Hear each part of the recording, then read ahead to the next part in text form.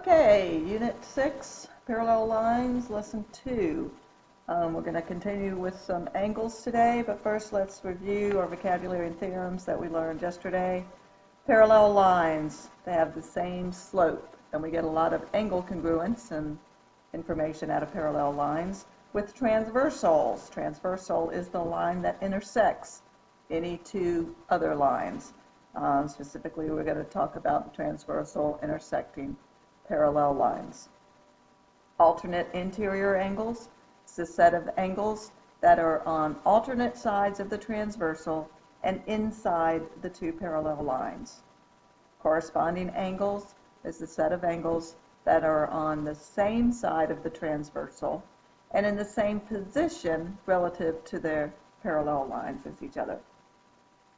Okay, and we learned some theorems to go along with those. The alternate interior angle theorem states that if two lines are parallel, alternate interior angles are congruent. The converse of that is if alternate interior angles are congruent, then the lines are parallel. We also talked about the corresponding angle theorem that states if lines are parallel, then the corresponding angles are congruent. And the converse of that is if corresponding angles are congruent, then the lines are parallel.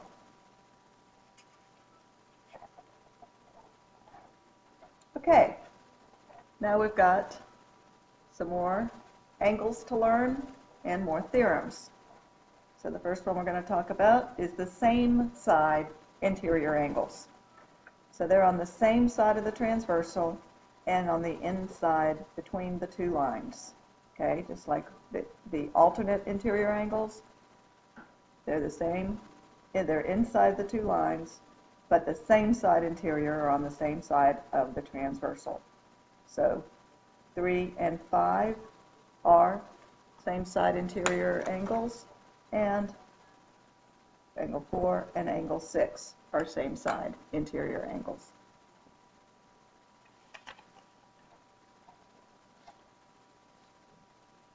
Okay, so maybe just write that. Let's look at what kind of relationship same side interior angles might have. Well, if you look at angle 1 and angle 5, well, these are corresponding angles, so they're congruent, right? Angle 3 and angle 7 are corresponding angles, so they're congruent. And look at 1 and 3. 1 and 3 form a linear pair, so they're supplementary. 5 and 7 also form a linear pair, and they're supplementary. So if 1 is congruent to 5, and 1 and 3 are supplementary, then you should be able to conclude that 3 and 5 are also supplementary. And that is the case. Same side interior angles are supplementary. So 3 and 5 are supplementary, and 4 and 6 are supplementary. Their measures add, the sum of their measures is 180. Okay, so that brings us to our first theorem. If the two lines are parallel, then the same side interior angles are supplementary.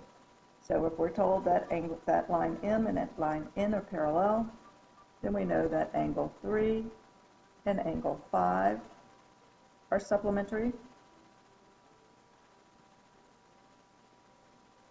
and angle 4 and angle 6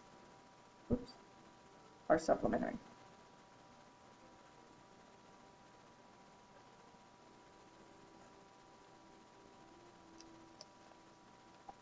And we have the converse.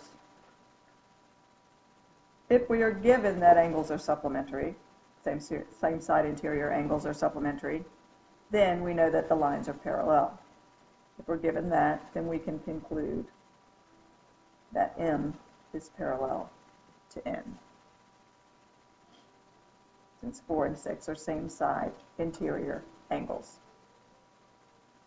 Okay, next set of angles are alternate exterior angles. Think about it, alternate, that means opposite sides of the transversal. Exterior, meaning outside of the two lines, of the two parallel lines. So that means that, for instance, angle 1 and angle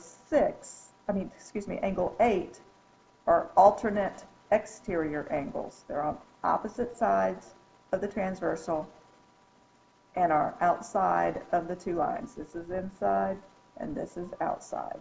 Okay? So what kind of relationship do you think these have? Well, if you look at the relationship they have with the other ones, let's look at angle 1 and angle 8. Angle 1 and angle 4 are vertical angles, so they're congruent. Angle 8 and angle 5 are vertical angles, so they're congruent. Angle 5 and angle 4 are alternate interior angles, and they're congruent. Therefore, I'd bet that angle 1 and angle 8 are congruent. So let's look at all the alternate exterior angles we have. We have 1 and 8,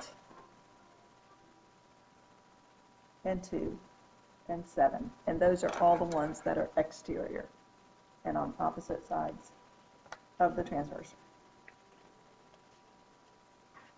So that leads us to our theorem that if two lines are parallel, then the alternate exterior angles are congruent. So if we're given that M is parallel to N, then we know that angle 1 is congruent to angle 8, and angle 2 is congruent to angle 7 in this picture.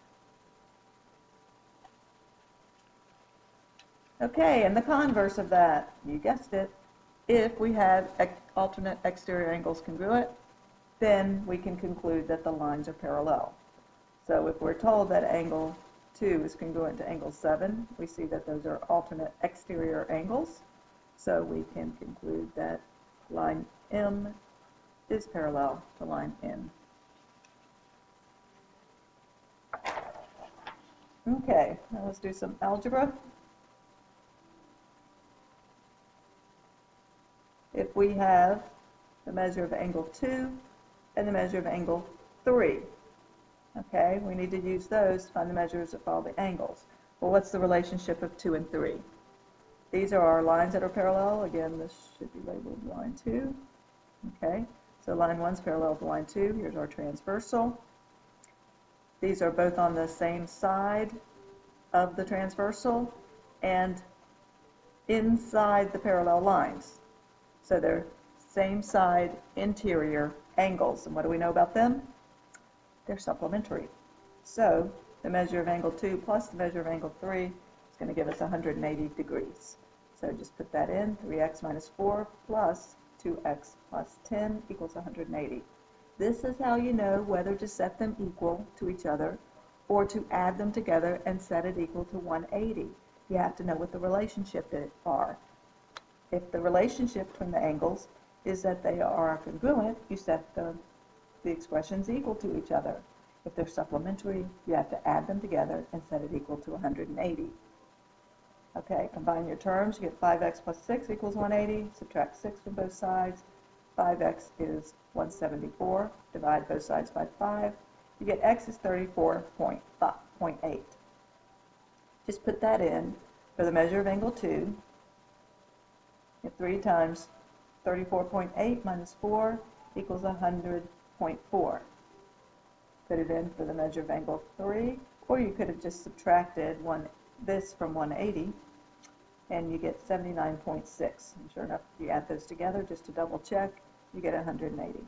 So that means, to find the measure of all the angles, well, angle 2 is 100.4. So angle 4 is a corresponding angle, so it's also 100.4. Angle 7 is an alternate interior angle, and it's 100.4. And angle 7 and angle 5 are also corresponding angles, so angle 5 is also 100.4. And you notice that angle 5 and angle 2 are vertical, 7 and 4 are vertical, so it's all good. Now, measure of angle 3 is 79.6. So we know angle 6 is also 79.6 because they're alternate interior angles. Angle 3 and 8 are vertical angles, so you know that that one is 79.6 as well. And you know that 3 and 1 are corresponding angles, so you get angle 1 is also 79.6. Okay? Now, let's look at the next one. Same picture. Now we're looking at angle 5 and angle 4. Okay? And the relationship between them, well, I hope you see they're on alternate sides of the transversal, on opposite sides of the transversal, and they're outside of the parallel lines. So these are alternate exterior angles, and we know that they are congruent. So the measure of angle 5 equals the measure of angle 4.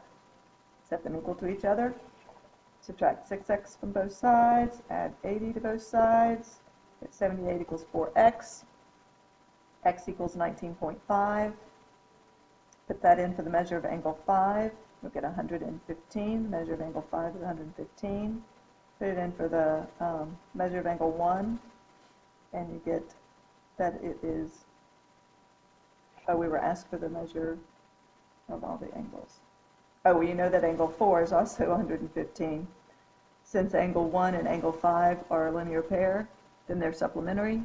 So use the measure of angle 5 to find the measure of angle 1 by subtracting it from 180 to get 65. Now you know the measures of all the angles. Okay, I've already marked the ones that are circled. All the ones that are in circles are congruent, so that they're all 115. All the ones in the square around them are 65.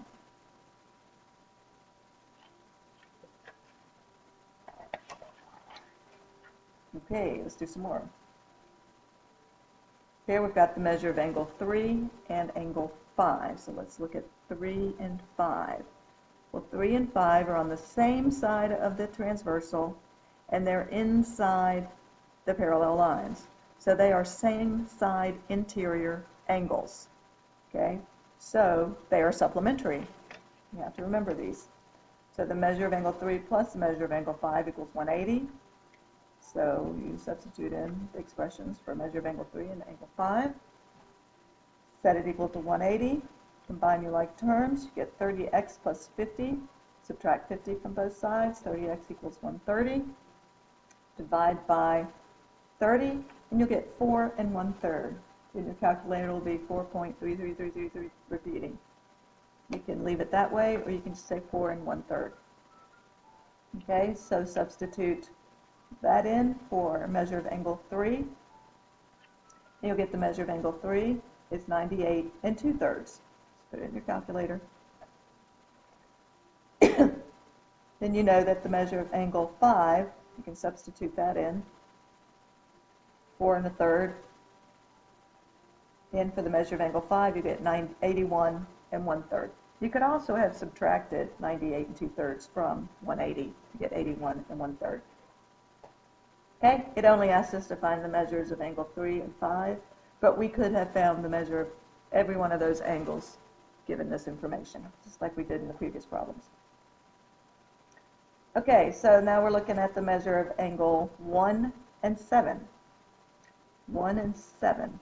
We see that they're on alternate sides of the transversal, and they're both outside, exterior to the parallel lines. So these are alternate exterior angles, and we know that those are congruent. So set the measures equal to each other. Set it up, solve for x, you'll get x equals 8. Substitute 8 in for x to find the measure of angle 1. Okay, and you know that the measure of angle 1, when you substitute it in, you get 30. And angle 1 also equals the measure of angle 4, because if you notice, it asks for the measure of angle 4 and angle 5. Always pay attention to what they're asking for. Angle 1 and angle 4 are vertical angles, so they're congruent. Angle 4 and angle 5 are alternate interior angles, so they're congruent. So once you find the measure of angle 1, you've got 4 and 5 as well, so they're both equal to 30.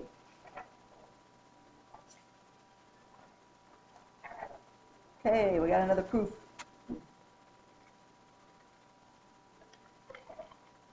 Okay, we're given that these lines are parallel. We want to prove that angle 1 is congruent to angle 5. Okay? Again, this should be pretty simple.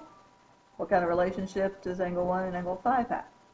Well, they're on opposite sides, alternate sides of the transversal, and they're outside of the parallel lines. So they're alternate exterior angles. So restate your given. Actually, we can also prove it by using the other theorems that we know, okay? Angle 1 and angle 2 are corresponding angles, definition of corresponding angles. Therefore, they're congruent by the corresponding angle theorem. Angle 2 and angle 5 are vertical angles by the definition of vertical angles. Therefore, they're congruent because we know that vertical angles are congruent. So, then we can, with the transitive property, say that angle 1 is congruent to angle 5. So we just proved the alternate exterior angle theorem.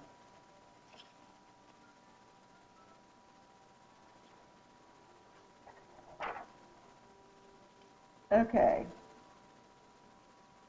Now let's prove angle 1 and angle 3. These are on the same side of the transversal, and they're inside, they're interior to the parallel lines. So they're the same side interior angles. And we know that they're supposed to be supplementary. Let's prove it. Okay, so restate your given. The lines are parallel. You see that line, that angle 3 and angle 4 form a linear pair, therefore that they are supplementary. Okay, because we know linear pairs are supplementary. Their measures, when you add their measures, they equal 180, which is the definition of supplementary angles. Okay? Now you also know that angle 1 and angle 4 are alternate interior angles, which is by the definition of alternate interior angles. Therefore, you know that those are congruent by the alternate interior angle theorem. So you know that their measures are equal, because if segments are congruent, then their measures are equal.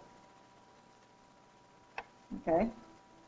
And by substitution, if measure of angle 3 plus a measure of angle 4 equals 180, and angle 1 equals, the measure of angle 1 equals the measure of angle 4, then you can substitute the measure of angle 1 in here and get the measure of angle 1 plus the measure of angle 3 equals 180 by substitution.